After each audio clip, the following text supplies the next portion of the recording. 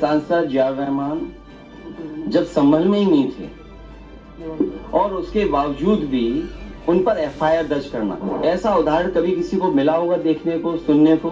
दुखद है कि नईम जैसे नौजवान की जान चली गई, बिलाल की जान गई है, रोमान की जान गई है, कैफ, अयान, और इसमें से कुछ कम उम्र के भी हैं। पहले एक बार सर्वे हो गया।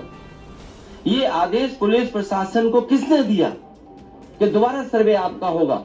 कुछ लोग तो ये कहते हैं कि साबरमती फिल्म देख करके उन्हें लगा कि उन्हें भी बड़ा नेता बनना है, इसलिए ये सब कुछ कराया गया। जो घटना हुई है, हमारे सांसद जियाउर रहमान जब संभल में ही नहीं थे और उसके बावजूद भी उन पर एफआईआर दर्ज करना, ऐसा उदाहरण कभी किसी को मिला होगा देखने को, सुनने को? एक पुलिस अफसर ये कह रहा हो कि नेता बनना छोड़ दो, नेताओं का सहारा लेना छोड़ दो, किसके लिए भाषा थी वो? और मैं ये कहना चाहता हूं, हालांकि ये सब जानकारी आपके पास है, दुखद है कि नईम जैसे नौजवान की जान चली गई, बिलाल की जान गई है, रोमान की जान गई है, कैफ, अयान, और इसमें से कुछ कम उम्र के भी हैं। मुझे याद है जब मैं लखनऊ में प्रेस कर रहा था, उस समय जो जानकारी थी और जो जानकारी छिपाई जा रही थी, जब वहां पर लोकल स्तर से जानकारी हासिल हुई, तब मैंने कहा कि नईम की जान गई है और पुलिस की गोली से गई है। आप लोगों पे सब वीडियोस हैं, आप लोगों पे जगह जगह से वीडियोस मिले हैं, कवरेज है पूरा का पूरा कराया गया ये दंगा है। और किसने कराया? सरकार ने कराया, क्योंकि सरकार जो बेईमानी कर रही थी, सरकार जिसने वोट लूटा, सरकार ने जिसने मशीन पर ईवीएम की बटन बार बार पुलिस से दबाई, प्राइवेट ड्रेस में पुलिस लगाई, उस चुनाव में इनकी धांधली, इनकी चोरी न पकड़ी है, इसलिए जानबूझ करके संभल में घटना कराई है। और मैं पढ़ना चाहता हूं, संभल की शाही जामा मस्जिद के खिलाफ 19/11/2024 को सिविल जज चंदौसी संभल में एक याचिका डाली गई। कोर्ट ने दूसरे पक्ष की सुने बगैर उसी दिन 19/11/2024 को सर्वे के आदेश दे दिए। ताज्जुब तो इस बात का है कि ऑर्डर मिलने के बाद ही संभल के जिलाधिकारी, संभल के पुलिस अधीक्षक आदेश को पढ़े बगैर 2 घंटे बाद ही सर्वे के लिए पुलिस बल के साथ शाही जामा मस्जिद पहुंच गए।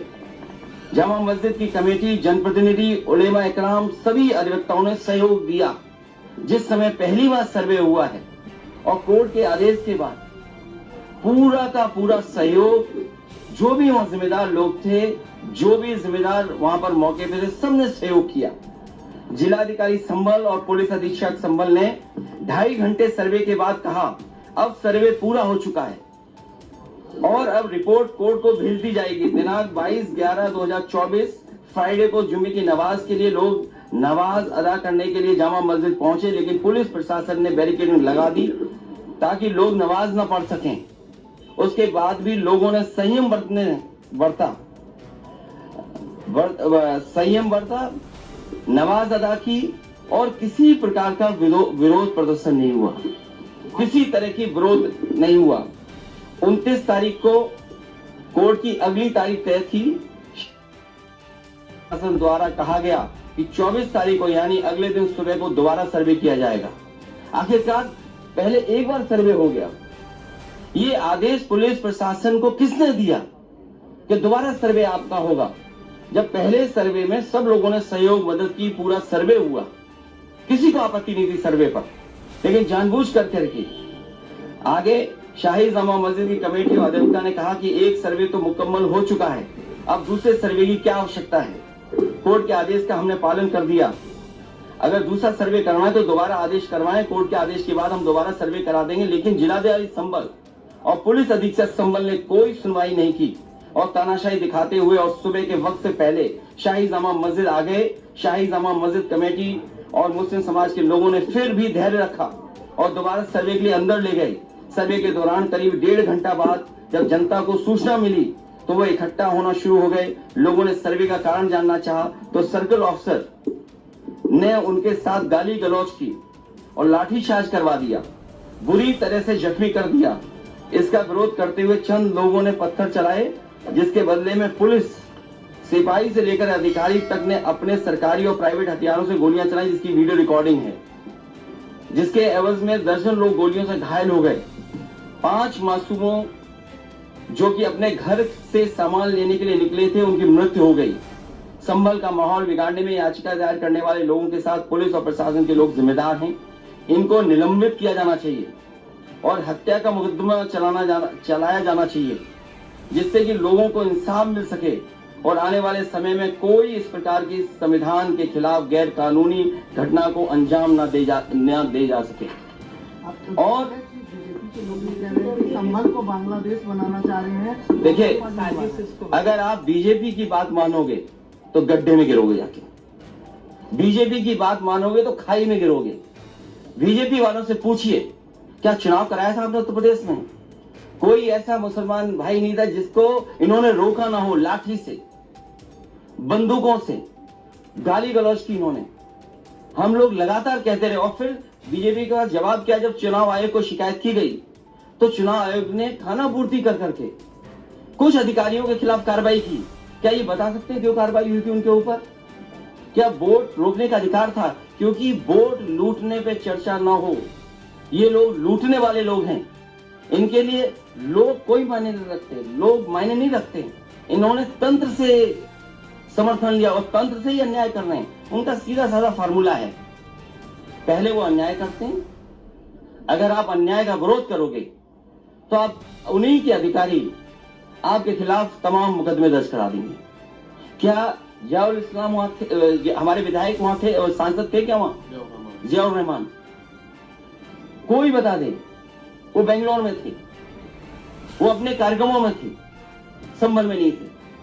और ये तो उत्तर प्रदेश के बारे में आपको नहीं पता। आप में सब उत्तर प्रदेश के लोग हैं। अगर प्रेस के लोग सच दिखा दें तो उन पर भी कार्रवाई हो जाती है। और मैंने अपनी प्रेस कॉन्फ्रेंस में कहा था कि बीजेपी के नेता ने कपड़े उतार करके प्रेस को मारा था, पूरे कपड़े उतार दिए थे। क्या कार्रवाई हुई बताइए आप? क्या प्रेस के लोग सुरक्षित हैं यूपी में? और अपना चुनाव जो लूटा है उसको छिपाने के लिए इन्होंने, सरकार ने जानबूझ करके किया है। कुछ लोग तो ये कहते हैं कि साबरमती फिल्म देख करके उन्हें लगा कि उन्हें भी बड़ा नेता बनना है, इसलिए ये सब कुछ कराया गया। सदन में इसको उठाएंगे। मैं, हमारे सभी सांसद और तमाम विपक्ष के लोग इस सवाल को उठाना चाहते थे, लेकिन सदन में नहीं उठने का मौका दिया। कल भी नहीं मिलेगा मौका। जब मिलेगा तब ये सवाल उठाया जाएगा और हमारा डेलीगेशन भी जाएगा, वहां के लोगों के दुख दर्द परेशानी। और फिर सरकार के हाथ में सब कुछ है। अज्ञात में नाम डाल दिए। मैं आपको याद दिलाना चाहता हूं, कानपुर में जब दंगा हुआ था, अज्ञात में नाम लिख करके बड़े पैमाने पर पुलिस ने अन्याय किया था। पुलिस ने लूटा था पैसा और पुलिस अधिकारी को उन्हें हटाना पड़ा था। और यही आरोप था उन पर कि उन्होंने पैसा ज्यादा लूट लिया। अब बोल दिया, इसके बाद क्या बोलेंगे? लोगों ने वोट नहीं डाला, तंत्र से ही उन्होंने वोट डाल दिया और तंत्र से ये रिकॉर्ड बना करके जीत हासिल कर ली। आज आप लोग मामले को लेकर आदित्य राज की तरफ इशारा है आपका? सरकार करा रही। और आपको बहराइच का नहीं पता, उन्हीं के विधायक ने बीजेपी के अपने कैडर के ऊपर एफआईआर लगाई। और एफआईआर में देखिए धाराएं क्या लगी हैं। जब बीजेपी का विधायक कह रहा है, बीजेपी के कार्यकर्ता नेताओं पे आरोप लगा रहा और बाकायदा पीस कमेटियां बनती हैं, बाकायदा चीजें बातचीत से हल होती हैं। क्या जिलाधिकारी कप्तान ने कोई बातचीत की? जब उसका पक्ष तैयार था सर्वे के लिए, सर्वे आप कर लीजिए, आप रिपोर्ट लगा दीजिए। आप किसी की बात ही नहीं सुनना चाहते हैं कोर्ट में, आप अपनी मनमानी करना चाहते हैं। तो आखिरकार कौन निर्देश दे रहा है मनमानी के लिए? आखिर कहाँ ऐसी ताकत है जिसके आगे सब झुक रहे हैं और अन्याय कर रहे हैं? ये लगातार अन्याय उत्तर प्रदेश में हो रहा है। ये इसलिए हो रहा है क्योंकि अपनी नाकामी छिपाना चाहते हैं और सबसे ज्यादा कमजोर